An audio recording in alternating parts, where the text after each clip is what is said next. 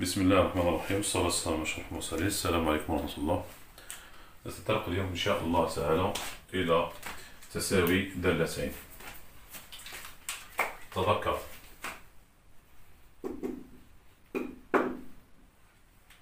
F تساوي G. هذا واش معناتها تساوي دالتين؟ F تساوي G إذا تحقق الشرطان. الشرط الأول دي اف اللي هي مجموعة تعريف دالة اف تساوي دي جي. والشرط الثاني نفس العبارة بعد التبسيط، عبارة اف دو اكس تساوي ماذا؟ عبارة جي دو اكس. معناتها بمعنى تكون دالتين اف وجي متساويتان إذا تحقق معي إذا كان لهما نفس مجموعة التعريف ونفس العبارة بعد التبسيط. بمعنى إذا كان لهما نفس مجموعة التعريف ونفس العبارة بعد التبسيط. مجموعة التعريف يا جماعة غادي ندير عليها فيديو كامل، الفيديو رقم 2. اللي ما حضرش معايا لازم تشوف الساعة الفيديو رقم 2 باش تقدر تتبع معايا هنا، سينو ما تقدرش تتبع، ما تلقاش روحك. داكور اوكي. هيا ننطلقوا الى حل التمرين رقم 1. كملاحظة فقط قبل البداية، أو يجب احترام الترتيب. بمعنى هنا في التمارين يا جماعة إلا لقيت مجموعة التعريف دي اف تختلف عند دي جي، لا داعي للخطوة الثانية، روح مباشرة قول باللي اف تختلف عن جي. ولا كان لقيت المساواة هنا محققة لازم تفوت المرحلة واش بالتبسيط. سي بون. دوك بالتمارين تعلموا ديما على النظرية يا جماعة، ديما نقولوا ما فهمناش، اللي شاب معايا قال ما فهمتش. دوك نعطيك مثالين تفهم بيان، ركز صح. هنا ما فهمناش بالنظرية، عطينا تمرين. هاو تمرين رقم 3 في سلسلة سعيد صح. هنا واش قال لك؟ سؤال مطروح، هل اف تساوي جي مع تعليل. داكور اوكي. المثال الأول واش مدلنا؟ المثال الأول اف دو اكس تساوي ماذا؟ جذر اكس مربع، و جي دو اكس ماذا تساوي القيمة المطلقة لاكس. فكرت بحاجة على مجموعة التعريف، كاين زوج حوايج تخدم بهم، تذكر. على هادي درت انا فيديو سبيسيالمون لمجموعة التعريف باسكو ما قريتوش السومة العام اللي فات في البريمير راني الأمر هذا، راني عاودتو من الصفر، عاودتو نجبرك الفيديو رقم 2 بربي ان شاء الله تولي ممتاز. نعطيك المفيد مختصر تاع الفيديو 2. لهنا مجموعة التعريف وكتاب تكون العبارة هكا، واحد على اف دو اكس، هذه العبارة معرفة. إذا كان من أجل كل عدد حقيقي اكس ينتمي إلى ال. نعطيك المفيد المختصر، معناتها اف دو اكس تختلف عن صفر، مقام ليس صفر. خير قلنا في الكسور يا جماعة، أو ما كانش كسر مقام هو معدوم، ما تقدرش تحط لنا صفر. يعني باش تبقى المعلومة هنا في الذهن تاعك، كون تقول واحد على صفر بالحاسبة راح تطفى خلاص وتخرج لك مات ايرور. مجموعة التعريف ما تخليناش الحاسبة تطفى، هذا ما كان نفهمها هكا باش تثبت برك المعلومة باش تفهم الهدف تاع مجموعة التعريف. المعلومة الثانية واش عندي؟ جذر اف دو اكس هذه معرفة من أجل كل عدد حقيقي اكس ينتمي إلى ال، بصح بشرط اف دو اكس أكبر تساوي ماذا؟ أكبر تساوي صفر. بمعنى جماعة هنا ما نحفظوش كي نقول لك جذر عدد سالب في غير موجود، هذه ثاني تخرج لنا في الحاسبة تخرج لنا مات ايرور. جذر رقم موجب، جذر 9 مثلا 3، جذر صفر واش يساوي صفر، بصح جذر ناقص 9 ما كانش، هذا يطفي لنا الحاسبة يخرج لنا مات ايرور. هادو من القواعد اللي راح نخدمو بهم في مجموعة التعريف. ركز معايا مليح. ها يا جماعة حذارية، أو قلنا يجب احترام الخطوات. شوف ساعة مجموعة التعريف ماشي تروح تبسط وتخرج لي مجموعة التعريف، راك تغلط راه هكاك، خدم بالعبارة كيما بدوها لك. هنا خرج لنا دي اف ودي جي، ومن بعد الساعة لا عاد لقيت المساواة هذه محققة، راه فوت العبارة، فوت مرحلة التبسيط، خلاص احترم الخطوات. هاي راح نطبقو هذه، راح نطبقو التعريف هذا. إذا ما هي مجموعة التعريف؟ دالة اف معرفة من أجل x ينتمي يخدم كيما قريص، اكس ينتمي الى ار ومداخل الجذر. خير كيقول لك القانون مداخل الجذر اكبر يساوي صفر، هاني كاتبها. واش عندك داخل الجذر؟ انت اكس مربع، اكس مربع اكبر يساوي صفر. تسمى انت كنت تضمن لي المقدار اكس مربع دوما موجب، تسمى هنايا هذه العباره الداله هذه اي دوما معرفه، هذه ديما معرفه. في رايك انت واش رايك في الكتابه هذه؟ الرقم كي نربعوه اسكو ديما يكون موجب ولا معدوم؟ هيه جرب وشوف. هاي باه نسهلها لك، 3 مربع تساوي 9، هذه موجبه، ناقص 3 مربع 9 ايضا موجبه، صفر مربع ها واش يساوي صفر، تسمى هذه محققه دوما. وهي قاعده المربع مربع اي عدد يكون موجب او معدوم، وحال مستحيل يكون سالب. تسمى هذه يا جماعه واش نقولوا عليها؟ قال محققه دوما. يعني يا جماعه بالدرجه ما كان حتى رقم يقلقنا، ما كان حتى رقم راح يطفي لي الحاسبه، فهمها هكا محققه دوما. سي بون، مادام محققه دوما اذا ما هي مجموعه التعريف دي اف ماذا تساوي؟ تساوي ار، خلاص انتهى. دي اف تساوي ماذا؟ تساوي ار. سي بون. هنا بالنسبه لعباره جي، هنا جي دي اكس، شوف في العباره تاع جي دي اكس تساوي قيمه مطلقه لاكس. هل يوجد كسر؟ ما كانش كسر. هل يوجد جذر؟ ما عنديش ثاني جذر. يسمى ما كان حتى رقم راح يطفي لنا الحاسبه، ما كان حتى قيمه ممنوعه. يعني لكل سابقه صوره بالداله جي هنا باللغه، وهنا كاين ضروب الدرجه، قال ما كان حتى رقم راح يطفي لنا الحاسبه. اذا هنا واش اللي تقول انت؟ قال جي معرفه من اجل كل اكس، كل عدد حقيقي اكس معرفه ديما يعني. اذا دي جي ماذا تساوي؟ تساوي ار. تقدر تكتبها طوله مش محتمل تكتب هذه. واش رايك في دي اف بالنسبه لدي جي؟ مساويين. قال هنا العلاقه الاولى دي اف ماذا تساوي؟ تساوي دي جي. اذا هذه العلاقه رقم واحد. كي تلقى العلاقه الاولى هذه المساواه محققه، هنا نروحوا للمرحله تاع التبسيط. نشوفوا دركا ثانيا هل اف دو اكس تساوي جي دو اكس. يا جماعه وين هي العباره اللي قبل التبسيط؟ هذه هنا عندنا اف دو اكس ماذا تساوي؟ تساوي جذر اكس مربع، جذر اكس مربع. حذر يا جماعه، حذر الخلط. هنا كيعود التربيع خارج الجذر، ما تحطش قيمه مطلقه بصح كيعود داخل الجذر لازمك تحطو. دوك نفهمك عليها فيها بالباب ما تحفظها ليش. كيما هنا الناتجه ماذا تساوي؟ الجذر يختصر مع التربيع، الناتجه ماذا تساوي؟ تساوي قيمه مطلقه لماذا؟ لاكس. القيمه المطلقه لاكس عندها اسم، وش هو جي دو اكس. تسمى اف دو اكس تساوي قيمه مطلقه لاكس، ما معناه؟ معناتها اف دو اكس تساوي ماذا؟ تساوي جي دو اكس. هذه العلاقه رقم 2. اذا من 1 و 2 ماذا تلاحظ؟ لاحظ ان دي ار تساوي دي جي و اف دو اكس تساوي جي دو اكس. تسمى الشرطان محققان. مادام محققين ماذا نستنتج؟ اف تساوي جي. كيقول لك تساوي دالتين يا جماعه، مش اف اكس تساوي جي دو اكس. اف اكس يا جماعه هنا صوره، هذه صوره، والاف نقولوا عليها داله. درك انت اف بلا اكس تساوي جي بلا اكس، هذه اللي تكتبها في الخلاصه.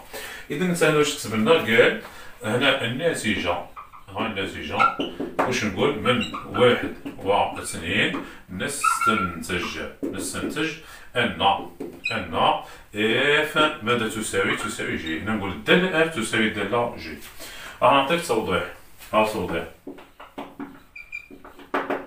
دوكا الغموض في الشرح هنا في هذه. دوكا هنا نوضح لك انا هذه. هنا جذر، احذر الخلط، ما تخلطوناش الامور يا جماعه. شوف كيقول لك جذر اكس مربع اي ما تساويش جذر اكس بكل مربع، مش كيف خلاص، مش كيف. هنايا اكس يا جماعه هنا قد يكون موجب اكس تاعنا، قد يكون موجب، قد يكون سالب، قد يكون معدوم. تسمى دير حسابك. بصح هنا الاكس تاعنا او يكون يا موجب يا معدوم، محال راح يكون سالب، امبوسيبل يكون سالب. تسمى دير حسابك على الامر هذا. شوف معايا، كنقول لك مثلا كنقول لك جذر ناقص 3 مربع. هيا كون نخدموه هكا او نتابع مخك ما يقبلهاش. هنا كنقول لك الجذر يختصر مع التربيع تساوي ناقص 3. هيا انت مخك هذه يقبلها الجذر يساوي حاجه سالبه، مش نورمال هذه. هنا الجذر ديما يبدا الموجب، يعني هنا كيعود الاس داخل الجذر، او لازمك تحط قيمه مطلقه. علاش هذا المشكل هذا؟ كتحط قيمه مطلقه ناقص 3، الناتجه كيف راح تخرج لنا 3. نهضر معاك بعباره اخرى، هاي ناقص 3 يا جماعه كون تربحها خير راح تولي 9 وجذر 9 يساوي 3 ما يساويش ناقص 3. انت الا كان ما عينكش دير الحساب ما ديرش الحساب اختصر على روحك بصح تولي لي هنايا الجذر او ما يبداش حاجه سالبه. الا كان عاد هذا سالب حط له قيمه مطلقه باه يولي موجب. هذا ما كان ما تكونش متناقض مع روحك.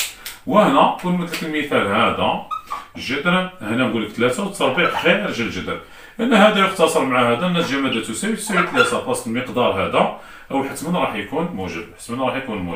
ها كون نقول لك هكا شوف معايا انت اسكو هنا هذه الكتابه هكا صحيحه ولا غلطه؟ هكا كون يعود التربيع خارج الجذر او ما تقبلهاش انت هذه كتابه خاطئه. فوالا ها هذا ما كان معناتها هنا المقدار هذا انت اللي مسؤول عليه. لازم تكتب لي هنا حاجه موجبه تسمى الكتابه هذه رياضيه غلطه هكا ما تقدرش تكتب لي انا ناقص 3 تحت الجذر.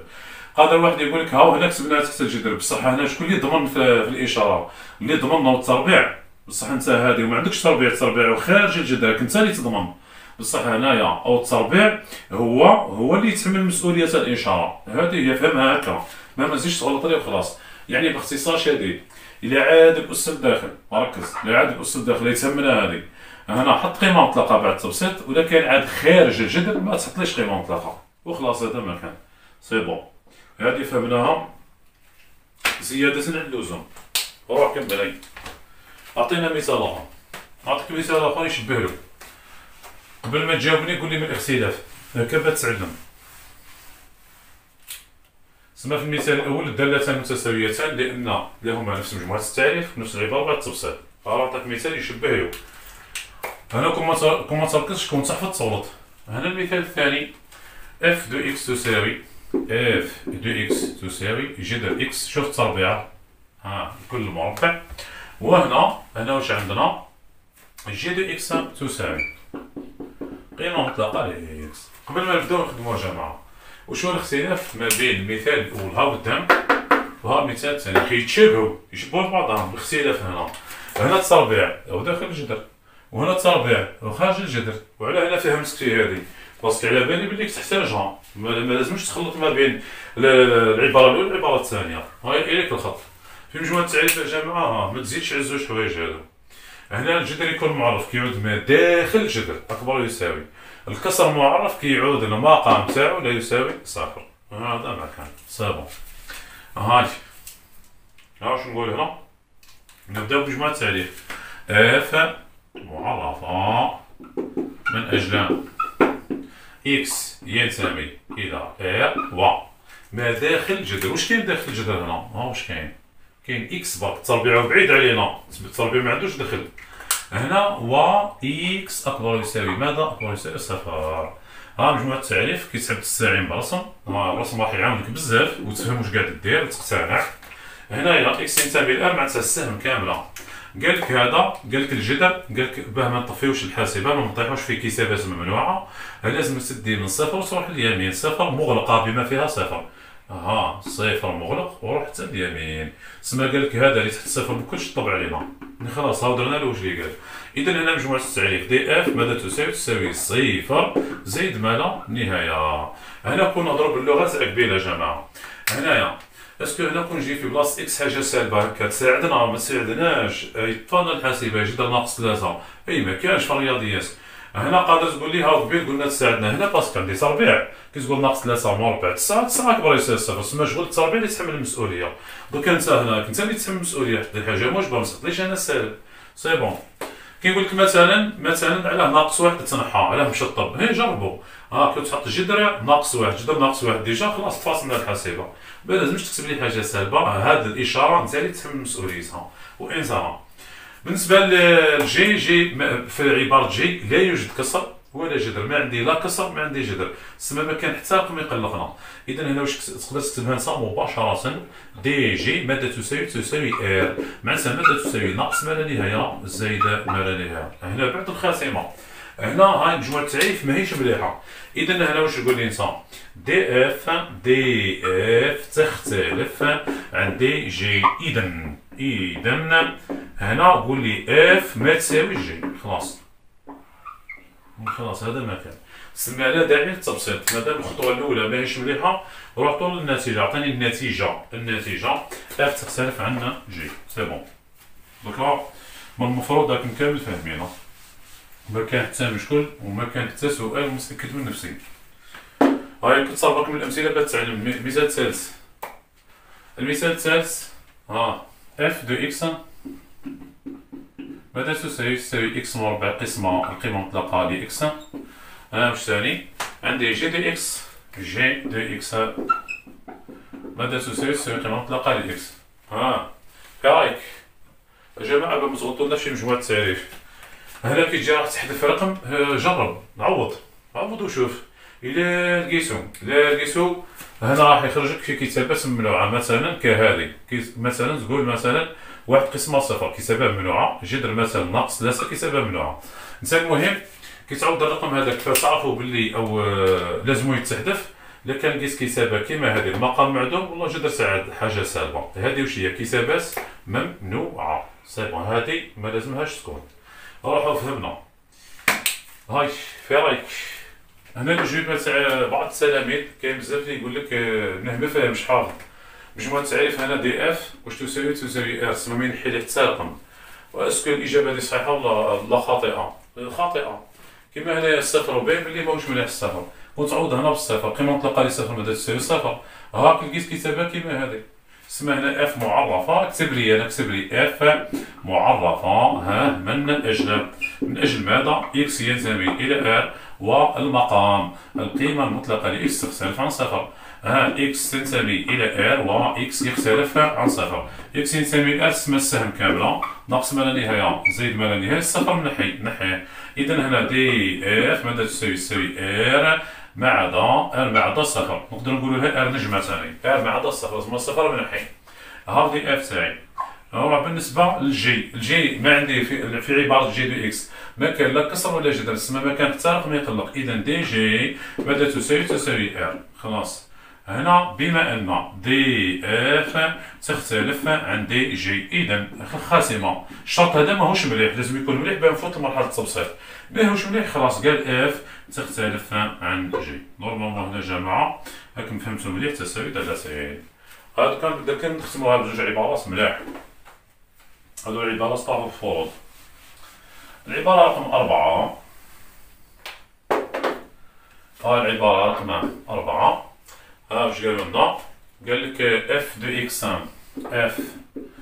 اكس يساوي ماذا؟ اكس مربع ناقص 5 اكس زائد 6 تقسيم اكس ناقص 2 الكل مربع. وعندي جي دو اكس تساوي ماذا تساوي اكس ناقص 3 قسمة اكس ناقص 2 قسمة اكس ناقص 2. يا جماعة إليكم الخطين. كاين هنا بزاف ثاني اللي غلطوا في مجموعة التعريف.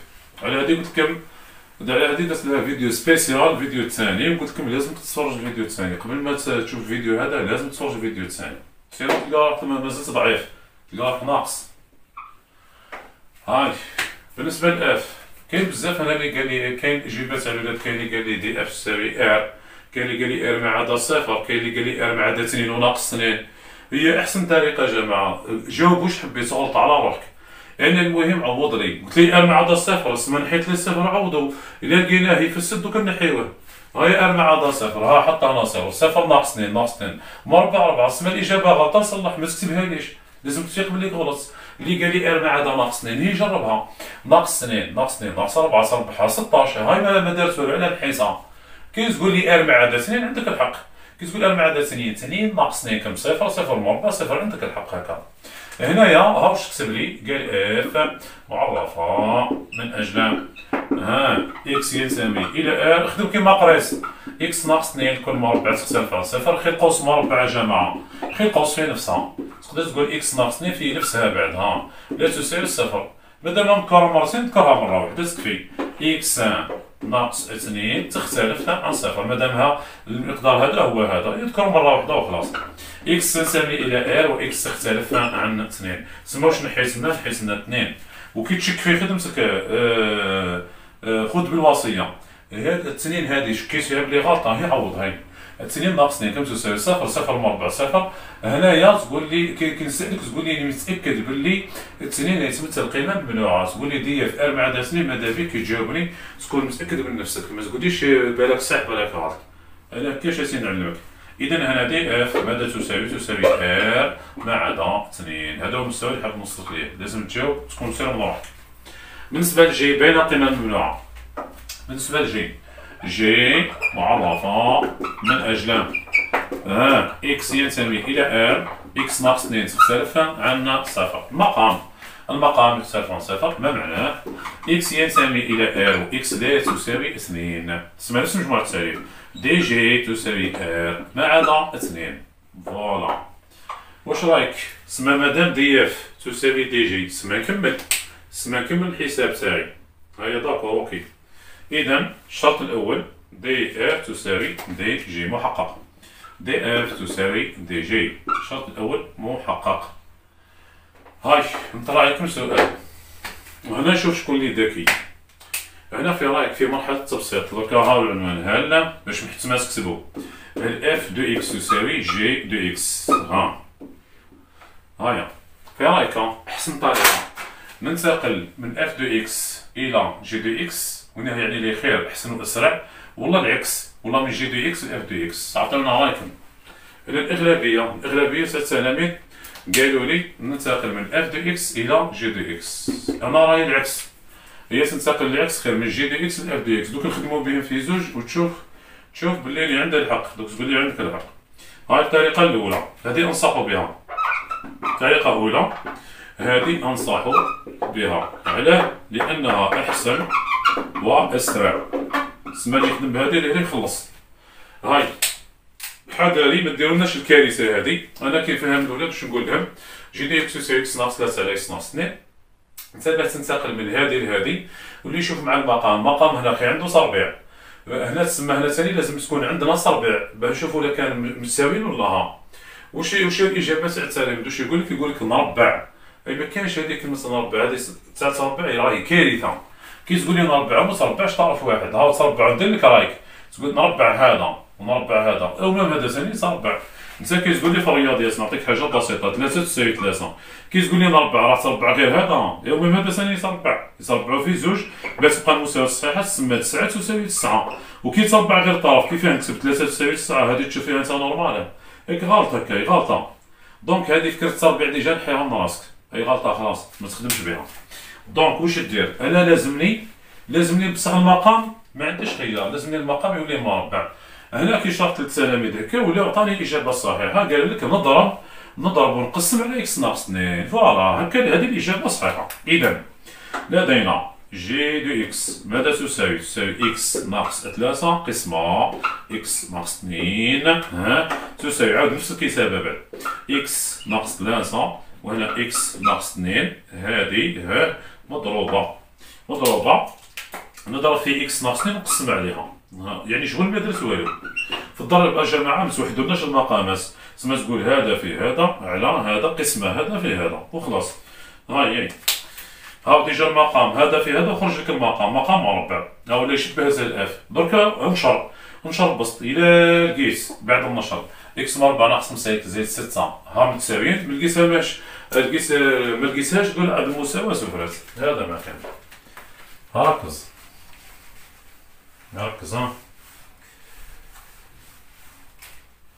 شوف معايا هنا بعد النشر ماذا نجد؟ جي دو اكس تساوي هاي هنا كي تنشر الاول معاه في زوج هكا. هاي نشر اكس في اكس مربع ومن بعد ناقص 2 اكس، من بعد الثاني به بالاشاره ناقص 3 في اكس، ومن بعد واش ناقص 3 في ناقص 2 ناقص 3 اكس ناقص 3 ضرب ناقص 2 ماذا تساوي زائد 6 على المقام. في المقام واش هو؟ راح يولي اكس ناقص 2 في نفسها تولي اكس ناقص 2 مربع. اكس ناقص 2 مربع هاي احسب اكس مربع ناقص 2 مع ناقص 3 تولي ناقص 5 اكس زائد 6 قسمة ماذا؟ اكس ناقص 2 مربع. هذه العبارة واش؟ هذه عبارة واش؟ عبارة اف دو اكس. تسمى هذه الناتجة تاع واش؟ اف دو اكس. جي دي اكس ماذا تساوي اف دو اكس. هذه العلاقة رقم 2. من 1 و 2 ماذا تستنتج؟ تسمى هادو الدالتان عندهم نفس مجموعة التعريف وعندهم نفس العبارة بعد التبسيط. إذا الناتجة قال من 1 و 2 ماذا نستنتج؟ نستنتج أن اف تساوي جي. أنا ما ذكرناش اكس، ما نذكرش، قلنا الدالة تساوي دالة. سي بون. في الخلاصة ديما اكتب اف بلا اكس تساوي جي بلا اكس. هذه هي. كيتعود عندك مساواة. طريقة ثانية ما ننصحكش بها بصح توصل ثاني. تجاوب هكا ثاني تحسب لك بصح على حساب وقتك، راه ضيع لي الوقت. شوف معايا.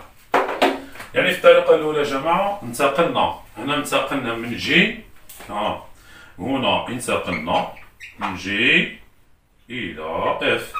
هذه اللي قلت لك ننصحك بها. درك الطريقة الثانية راح نديرو العكس باش تتعلم. الانتقال من اف الى جي صحيحه بصح شويه طويله. انت باش تنتقل من اف لجي عمرك واش لازمك دير؟ لازم هنا تحل المعادله. كتقول هنايا ها الخطوات. حل المعادله اكس مربع ناقص 5 اكس زائد 6 تساوي 0. شفتوا علاه بديت كما انا بالمعادلات. درت الفيديو الاول تاعي السنه الثانيه المعادلات، الطرق الثلاث لحل المعادلات من الدرجه الثانيه. شفنا حل المعادله بالعام الشهر باستخدام العام المشترك، باستخدام المتطابقات الشهيره، باستخدام واش المميز. هنا ثاني اللي ناقص يا جماعه في المعادلات ارجع للفيديو الاول تاعي، اكتب لي ممتاز، شوف جميع الامثله. وكاينه فكره من الذهب مديتها لكم هنا كيف تلقى الحلول تاع المعادله من الدرجه الثانيه بالنظر برك باش تعاون بها روحك باش تطلع في النيفو باش كيتخدم يطلع لك المورال. كيما هنا اللي مثبت الافكار عطاني عددين مجموعهم 5 وجدائهم 6. الحلول هنا على بالنا بهم حنا هما 2 و3 لا حساب لا والو. يعني هنا كون ما تلقاش 2 و3 غلطان نكتبها لكم. دوك كي نعود نخدمك تشوف هنا الحلول بدون حساب اي تخرج 2 و3. روحوا لقينا الحلول ومن بعد حلل العباره. تسمى لازم تكون على بالك بالعبارات التحليل. وش هي العبارات التحليل؟ هي في قوس في قوس هنا اكس وهنا اكس. الحلول هذوك اللي راح يلقى لك المميز داخل الاقواس اكتبهم معكوسين. ناقص اكس 1 ناقص اكس 2. هذه الخطوه الثانيه. ومن بعد وراها الساع. اختزل كي تختزل الساع. هنا بعد الاختزال تجد العباره تاع واش تاع جي دي اكس. تسمى هكا ولات لنا خدمه هكا راح يضيع لي الوقت. سيرتو واحد اللي ناقص هكا في المعادلات باش نتمرن عليهم لا عليهم. هاي واش راح ندير. هايا اكس مربع ناقص 5 اكس زائد 6 تساوي ماذا؟ تساوي 0. الأ تاعنا واش يساوي 1 والبي يساوي ناقص 5 وسي يساوي ماذا؟ 6. دلتا واش يساوي؟ بي مربع ناقص 4 اسي اللي في النص نربعوه. ها البي هذا ربعو 25 ناقص 4 القانون في الاول في الثالث. في 1 في 6 ماذا تساوي؟ دلتا يساوي 25 ناقص 24. باش نكتبوها لكم بالديتاي باش تراجعوا. الناتجه ماذا تساوي؟ 1. ها دلتا تاعك. دلتا موجب. دلتا أكبر من 0 بمعنى ماذا؟ بمعنى موجب. يوجد حلان متميزان. فوالا. هاي هاتنا الحلول.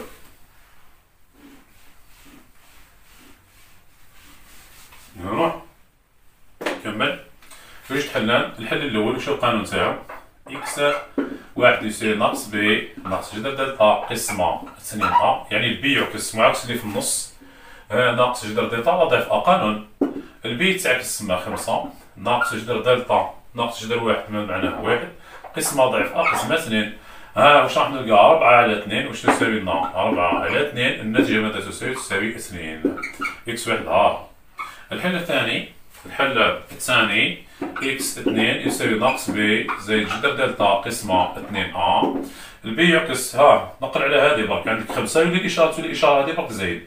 هنايا الحل اللي يخدم بالناقص وهذا يخدم بالزايد. كوبي كولي 5 زائد 1 قسمة 2 ماذا تساوي 6 قسمة 2. الناتجة ماذا تساوي؟ تساوي 3. ها الحل الثاني. هكذا لقيت الحلول. اس واش تساوي لي 2 و3.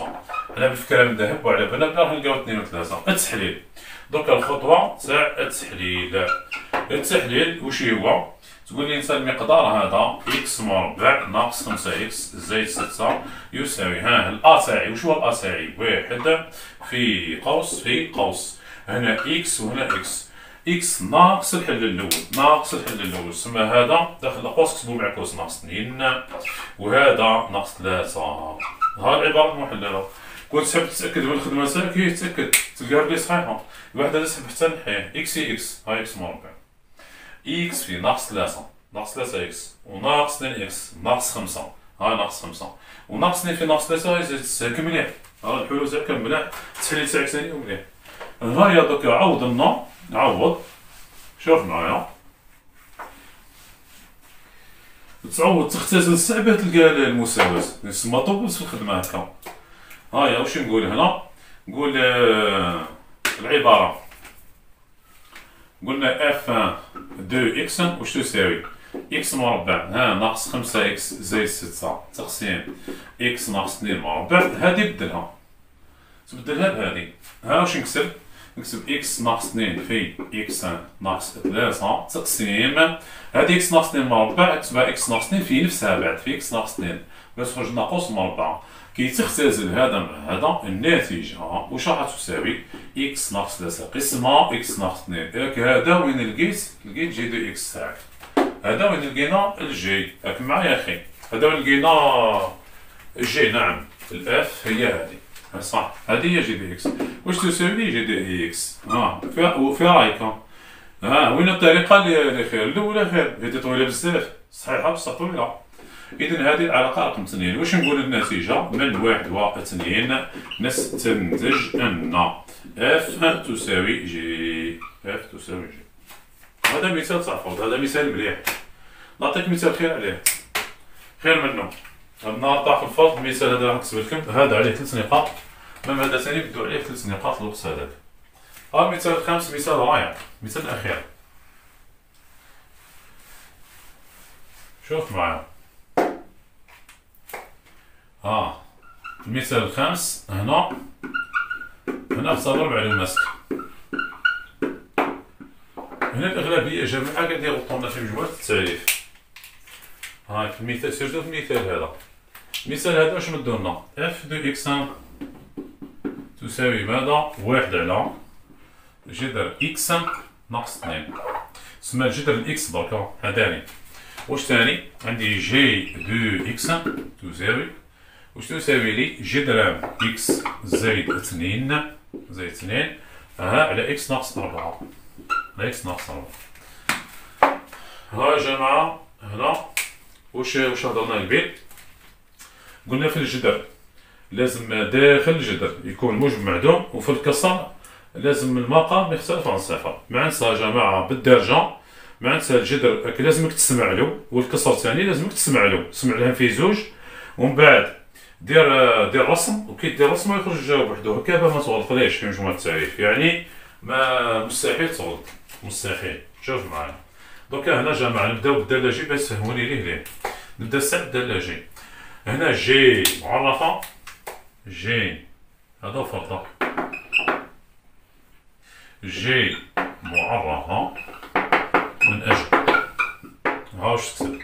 إكس ينتمي إلى أروا. كاين شرطان، دوكا حنا كون نسمعو الكسر. واش راح يقول لك الكسر؟ يقول لك المقام ما لازموش يدير صفر. هذا يعني الدائرة اللي بالأحمر إكس ناقص 4 ما تساويش صفر. هذه الهضرة تاع تاع الكسر، الكسر هو اللي قال.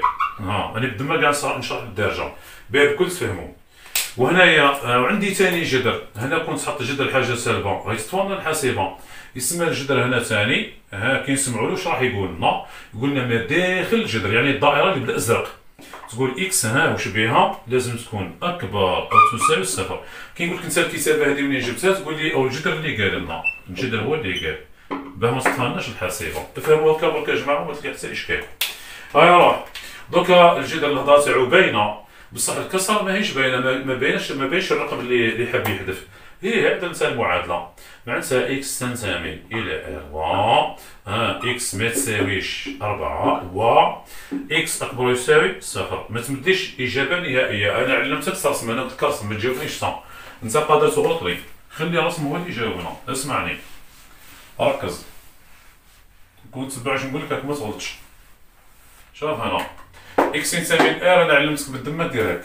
ها اكس يساوي ار ناقص ما لا نهايه زائد ما لا نهايه. ها واش قال لك الجدر؟ قال لك نديو القيم الصفر ونروحو اليمين بما فيها الصفر، اسمها صفر مغلق ها حتى زائد ما لا نهايه. سي بون، معناتها الجدر درنا الوراين، هذا سي بون. ها وقال لك الكسر، قال لك الربعه راك تنحيها، ها نحي الربعه، ها الربعه في طريقك نحيها، ها الربعه ها شطبناها. واش خليت؟ تسمى شويه الحاجه اللي ما شطبتهاش، هذيك هي مجموعه التعريف. اذا ما هي مجموعه التعريف هنا؟ تقول لي ها صفر 4 زائد ما لا نهايه. خلاص هو خرج الجواب وحده. واش خدمنا بزوج افكار. هنا بمجموعه التعريف ما داخل الجدر كبر يساوي، وفي الكسر تقول لي المقام لا يساوي خص. بعد من بعد رسمت يخرج الجواب وتكون متاكد من نفسك، ماهوش تجاوب هكاك برك.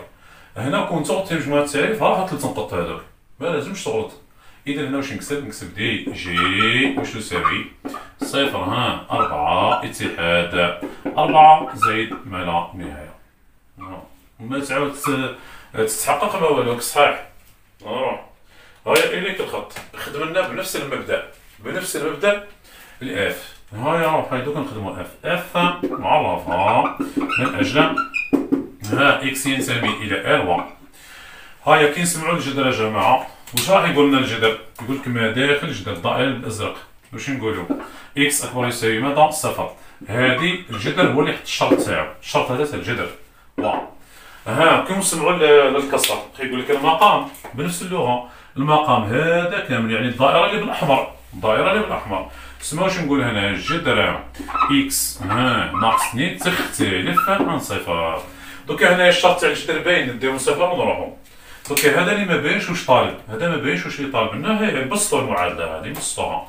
اكس تنتمي الى ار و ها اكس اكبر يساوي صفر و ناقص 2 نقلها لهنا، تغير لها الاشاره تولي جدر اكس تختلف عن 2. مازال مش باين الطالب تاعو، زيد كمل عدل.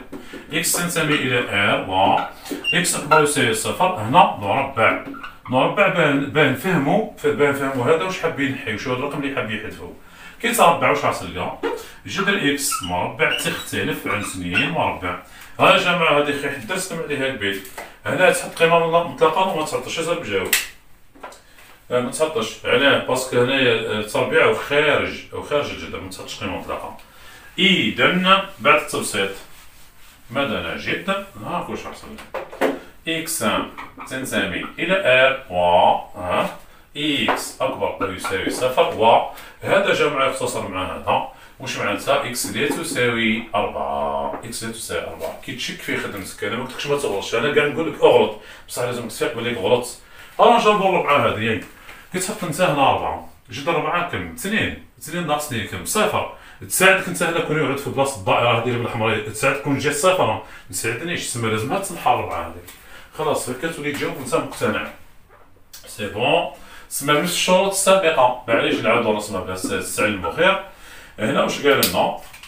قال لك الجدر نديو من صفر ونروحو اليمين، هذا ودرنا له ورايو، هذه بكل تنحى. اكس لا تساوي 4 معناتها 4 تحذف. خلاص واش خليت؟ صفر 4 زائد ما لا نهايه. هذه هي دي اف تساوي ماذا؟ تساوي صفر 4 اتحاد 4 زائد ما لا نهايه. هكا جماعه قاعد تخدم وكسير من روحك، هكا منظم في خدمتك وعبالك واش قاعد دير، ماكش حافظ. اذا هنا النتيجه دي اف ماذا تساوي دي جي. بيان، تسمى لازم نفوت دوكا لمرحله التبسيط مادام مساواتنا مليحه. دوكا انا نسالك هل اف دو اكس تساوي جي دو اكس؟ هل اف دو اكس تساوي جي دو اكس؟ هاي اليك الخط. هنايا من الطريقه اللي خير، اسكو كون ننتقل من اف اكس الى جي دو اكس ولا ندير العكس خير؟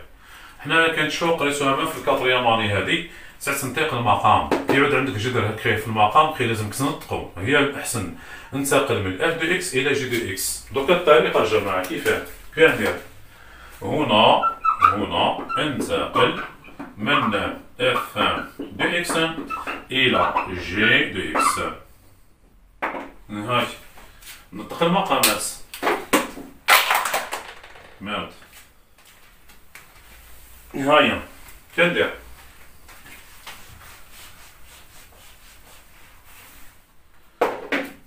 شوف كيقول لك اف دو اكس، اف دو اكس تساوي 1 على جذر اكس ناقص 2. دوك انا بان ننطق بان نحل هنا واش لازمني ندير؟ تضرب وتقسم على المرافق.